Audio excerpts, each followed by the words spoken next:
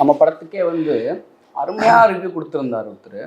அவ்வளோ உன்னிப்பாக சின்ன சின்ன விஷயங்களை கூட நோட் பண்ணி சொல்லியிருந்தேன். சந்தோஷமாக இருந்துச்சு அதை பார்க்கும்போது.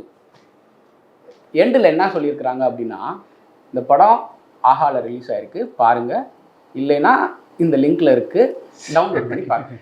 இது எவ்வளோ பெரிய ஒரு ஒரு வாரமாக தியேட்டரில் இந்த தியேட்டர் அந்த தியேட்டர் நம்ம ஓடுவோம்.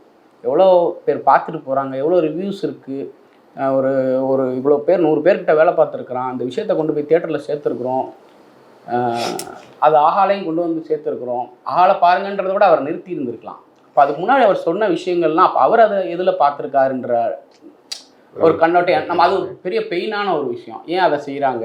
ரிவ்யூவர் தானே அவர் அதுதானே அதை செய்கிறார், ரிவ்யூ தானே கொடுக்குறாரு. அந்த கடைசி இருக்குது அந்த வார்த்தை. இது நிறையா பேர்கிட்ட இந்த லிங்க்குங்கிற வார்த்தைகளை நான் நிறைய ரிவ்யூஸில் நம்ம படத்துக்குன்னு இல்லை நிறைய படங்களுக்கு கூட பார்க்கும்போது அது ஒரு பெயின்ஃபுல்லான ஒரு விஷயமா இருக்குது.